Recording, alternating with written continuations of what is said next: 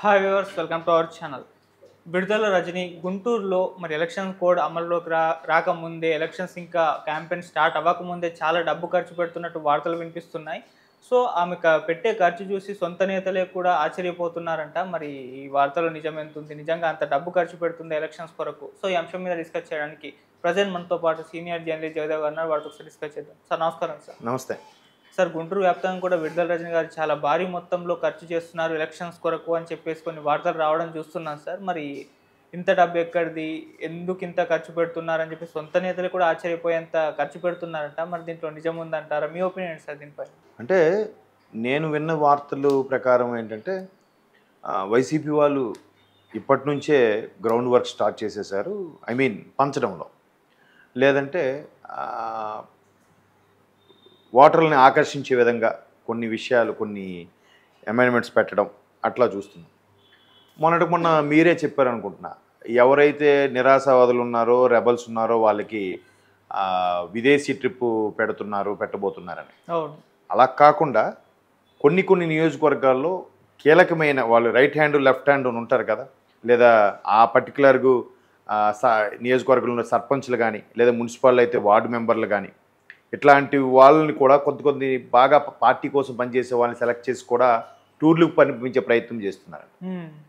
మొన్న ఒక ఫ్రెండ్ ఊరు నుండి వచ్చాడు. తను ఎట్లాగ చెప్తున్నాడు, అరే మా పక్క నియోజకవర్గంలో ఒక మాజీ మంత్రి, పేరు అనవసరం, రోజు ఆయన ఒక షామియానా కట్టేసి ఆయన ముందుగా కాంపౌండ్ వాళ్ళలో కార్యకర్తలు వచ్చిన వాళ్ళకి వచ్చినట్టుగా ఎవరికి ఎంత కావాలంటే అంత చికెను, మటను, చేప రోజు ఒక పెళ్ళి తంతులాగా నడుస్తూనే ఉందట. బేసిన్లు వండుతున్నారట, బిర్యానీలు అవి ఇవి.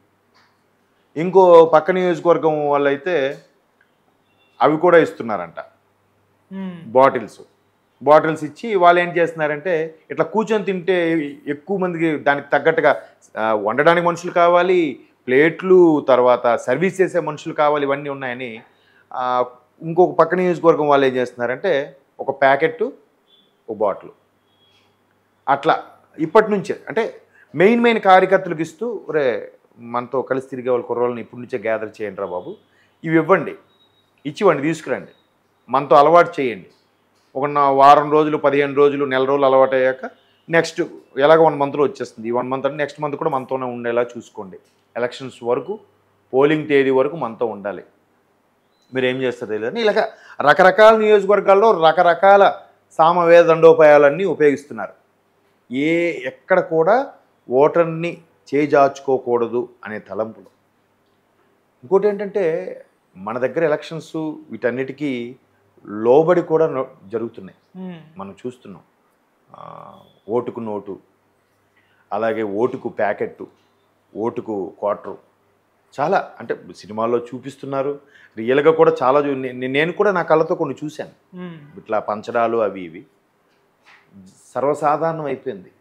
ఎట్లా వాటర్ నాడి కూడా ఎలా ఉందంటే, అరే నువ్వు ఇలా తీసుకోవడం తప్పు కదా అంటే, మరి వాడు తినట్లేదేంటి? వాడు తింటున్నాడంటే మీరు ఇలా తీసుకోబట్టి పెట్టిన ఖర్చు మళ్ళీ పెట్టుబడి అంతా రావడం కోసం వాడు తినడం స్టార్ట్ చేస్తున్నాడ్రా ఆ ప్రజాప్రతినిధి. దాని మీద వడ్డీ కూడా కోసం కలెక్ట్ చేసుకుంటున్నాడు. మీకు 10 రూపాయలు పెడితే 1000 రూపాయలు లాగేస్తున్నాడు. మన మీద నుంచి వెళ్తుందిరా నాయన, మన ఖర్చు అంటే. అది అందరికీ తెలుసు, మళ్ళీ తెలియదు కాదు, అందరికీ తెలుసు. బట్ నేను ఒక్కడ మారితే ఇవన్నీ మారిపోతా, అది నేను తీసుకోవడం మానేసిన మాత్రాన వాడు ఇంకోటి దగ్గరికి వెళ్ళిపోతున్నాడు, వాడికి పోతుంది, ఇంకెందుకు మనం ఎందుకు వదలాలి? వాడే ఇస్తున్నాడు కదా, నేనేం అడగలేదు, నేను అడగను, ఇస్తే కాదన్ను. ఈ వాటర్లో కొత్త ప్రిన్సిపల్ ఇది. దాంతోపాటు ఇంకో నినాదం ఏంటంటే, ఎవరు తప్పు చేయలేదురా, ఎవరు తినలేదు చెప్పు, ఇలా మాట్లాడుతున్నారు. ఒక పెద్ద ఆయన, ఒక ఏజ్లో పెద్ద ఆయన, చదువుకున్నవాడే, ఆయన లా కూడా చేశాడు.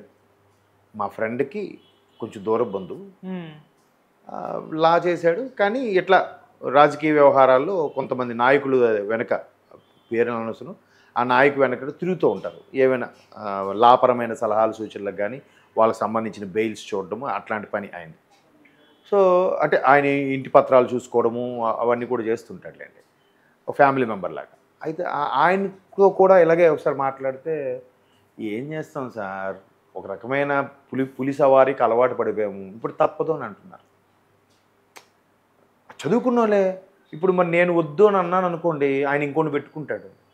నేను ఇది చేయను సార్, అలా చేయడం తప్పు కదా అని నేను సలహాలు సూచనలు ఇచ్చాను అనుకోండి ఆ నాయకుడికి, ఈడేంటి అన్నీ పెద్ద పతివ్రతలా ఎలా మాట్లాడుతున్నాడే అని నన్ను తప్పించి ఇంకోటి పెడతాడు. అప్పుడు నా కుటుంబానికి ఫుడ్ ఎలా సార్? తప్పదు సార్, నాకు ఇది ఇంత తప్పేముందండి, నా కుటుంబాన్ని పోషించే కోసం నేను చేస్తున్నాను, నేను ఎవడు కడుపు కొట్టట్లేదు కదా అనే మాట్లాడుతున్నాడు ఆయన. ఇండైరెక్ట్గా ఇంపాక్ట్ పడుతుంది సొసైటీ మీద. అది నేనైనా అంతే, నేనైనా అదే 4 గోడల మధ్య కూర్చొని మాట్లాడే వరకు ఓకే, కానీ వాస్తవానికి వెళ్తే చాలా ఇబ్బంది కలుగుతుంది, అందరికీ తెలుసు, కానీ తప్పట్లేదు.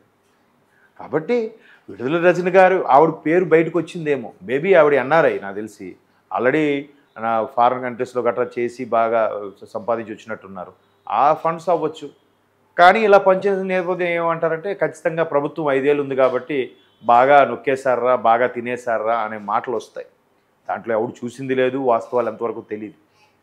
బట్ ఇప్పటి నుంచి కూడా ఆవిడ గ్రౌండ్ వర్క్ చేసుకుంటున్నారేమో, ఓటర్లని, కార్యకర్తల్ని, ఆ నియోజకవర్గంలో ఉండే ప్రజల్ని గ్రిప్ దాటకుండా చూసుకునే ఇదే కీ మెయిన్ కదా. ఇంకోటి కూడా చాలామంది విశ్లేషకుల అభిప్రాయం ఏంటంటే, ఓటర్ నాడి ఏదైతే ఉంటుందో అది పోలింగ్ రేపనగా ఈరోజు రాత్రే డిసైడ్ అవుతుందంట మ్యాక్సిమం. అర్థమైందా? అంటే ఇప్పుడు చిన్న ఎగ్జాంపుల్ చెప్తాను. తెలంగాణలో ఒక ఉద్యమం జరిగింది, ఏది ఆర్టీసీ సంబంధించి. దాని మీద చాలామంది నిరాహార దీక్ష చేశారు, తర్వాత కొంతమంది ప్రాణాలు కూడా కోల్పోయారు. మన ఫైండ్ ఏమైంది, అప్పుడు కేసీఆర్ గారు ఉన్న హయాంలో వాళ్ళందరిని పిలిచి మీటింగ్ పెట్టారు, భోజనాలు పెట్టారు, మీకు సరే గవర్నమెంట్ కలుపుతున్నాం, మీకు ఇది ఇస్తున్నాం అని చెప్పారు. ఇవన్నీ మర్చిపోయారుగా, కొంతమంది ప్రాణాలు కూడా కోల్పోయారు, అది కూడా మర్చిపోయారుగా. అవును, దాన్ని ఎలా మరి చెప్తాను చెప్పండి. అంటే ముందంతా ఎన్ని జరిగినా అవేం జనాల మైండ్లో ఉండదు. మొన్న నైట్కి తిన్న కర్రీ ఏంటంటే ఈరోజు గుర్తుండదు మనకి. ఇవన్నీ ఎలా గుర్తుపెట్టుకుంటారు? సహజం, ఇలా చేశారా, అలా చేశారా, ఓకే అని చెప్పేసి మళ్ళీ ముందు రోజు నైట్ అక్కడ 1 వీక్ ముందు ఫేవర్గా ఏం చేసాడు ఇదే గుర్తుంటుంది వాడికి. అందుకే ఈ తాయిలాలు, ప్యాకెట్లు, క్వార్టర్ బాటిళ్ళు, అమౌంట్ ఇవ్వడాలు ఇట్లా జరుగుతున్నాయి. సో ఇప్పటి నుంచి వాళ్ళు గ్రౌండ్ వర్క్ చేసుకుంటున్నారు. బాబు ఎలాగైనా మనం గెలవాలి. ప్రతి ఒక్క రాజకీయ నాయకుడు, ప్రతి ఒక్క ప్రజాప్రతినిధి తాపత్రయం ఎలా ఉంటుందంటే, ఒకవేళ పూర్తి స్థాయిలో వ్యతిరేకత ఉన్నా నేను నా నియోజకవర్గంలో గెలిస్తే చాలు, నా గవర్నమెంట్ రాకపోయినా పర్వాలేదు, నా నియోజకవర్గంలో నేను గెలవాలి అనే తాపత్రయం ఉంటుంది. ప్రజలకు మేలు చేయాలనే తాపత్రయం కాదు, నా నియోజకవర్గం నేను గెలిస్తే చాలు, గవర్నమెంట్ తర్వాత సంగతి. ఫస్ట్ ప్రయారిటీ ఎవరు సెల్ఫిష్ వాళ్ళు, నా నియోజకవర్గం నేను గెలవాలి. గవర్నమెంట్ వచ్చిందా గవర్నమెంట్ వైపు ఉంటా, గవర్నమెంట్ రాలేదా జంప్ అయిపోతా, ఏముంది, లేదా ఎమ్మెల్యే హోదా ఉండనే ఉందిగా. సో ఇటువంటి మనస్తత్వము, ఇటువంటి పోకడలు ఉన్న ప్రస్తుత సొసైటీలో సర్వసాధారణం. ఆవిడ ప్రభుత్వంలో ఉంది కాబట్టి, అండ్ మోరోవర్ ఆవిడ ముందు నుంచి ఆస్తిపరాలు విన్నాను కాబట్టి ఆవిడ ఖర్చు పెడుతున్నారు. ఎక్కడి నుంచి తెస్తున్నారని అనవసరం, అప్పు చేసి తెస్తున్నారేమో, లేదంటే పార్టీ ఫండ్గా ఎవరు ఇచ్చారేమో, లేదంటే ప్రభుత్వమే ఆ వైసీపీ పార్టీ ఫండ్గా ఇచ్చిందేమో, మీ నియోజకవర్గం ఇప్పటి నుంచి ఎలా చేయండి అని. ఇవన్నీ ఎన్నికల స్ట్రాటజీలు. చేతనైతే మీరు ఫాలో అవ్వండి.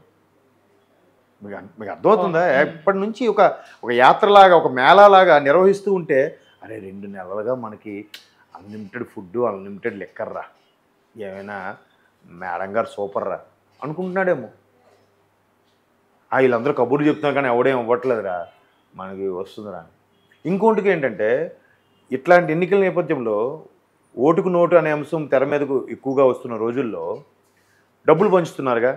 డబ్బులు పంచుతుంటే ఎవరికైతే ఆ కుడి భుజమో ఎడం భుజం వాళ్ళకి ఇస్తున్నారు, వాడికి ఇగోరా 30 లక్షలు, ఇది మన వాళ్ళందరికీ ఈ 20 గ్రామాల వాళ్ళకి వెళ్ళిపోవాలి అని అన్నారనుకో, వీడి ముందు అందులో ఒక 5 తీసి పక్కన పెడతాడు, 15 ఇస్తాడు.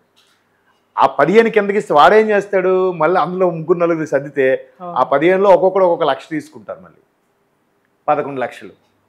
మళ్ళీ అందులో కూడా మీ ఇంతకలు అన్ననే సర్పంచ్ వార్డు మెంబరు వాళ్ళు ఎంతో నొక్కుతారు. అందుకే వాటర్కి 1000-2000 ఎట్లాగే వెళ్తున్నాయి. లేదంటే ఒక్కొక్కటి 15,000 ఇవ్వాలి.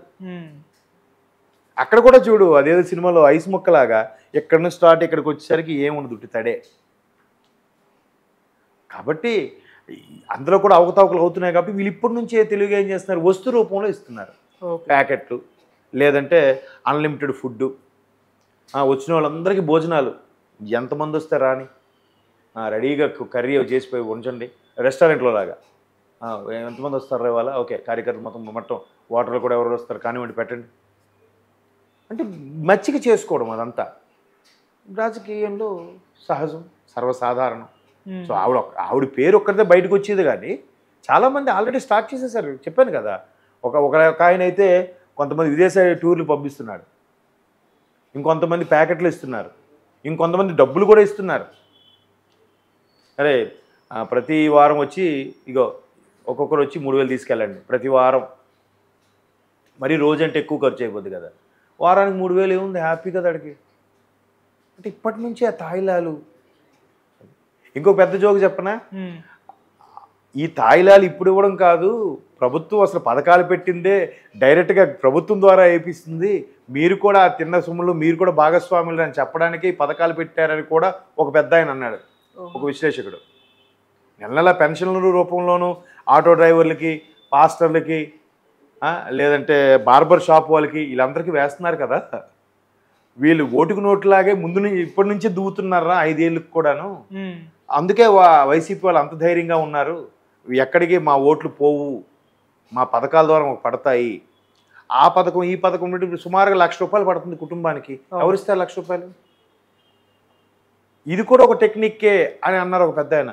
నేను డీప్గా ఆలోచిస్తే అవునా, మేబీ కదా. కాబట్టి ఒక ఆవిడేం పాపం చేసింది, ఆవిడ ఒక్కడి పేరే బయటికి వచ్చింది కానీ చాలామంది ఆల్రెడీ గ్రౌండ్ వర్క్ స్టార్ట్ చేశారు. పంపకాలు అయితే స్టార్ట్ అయిపోయాయి up to polling date. Have been continuing process అనమాట. Okay, thank you so much sir.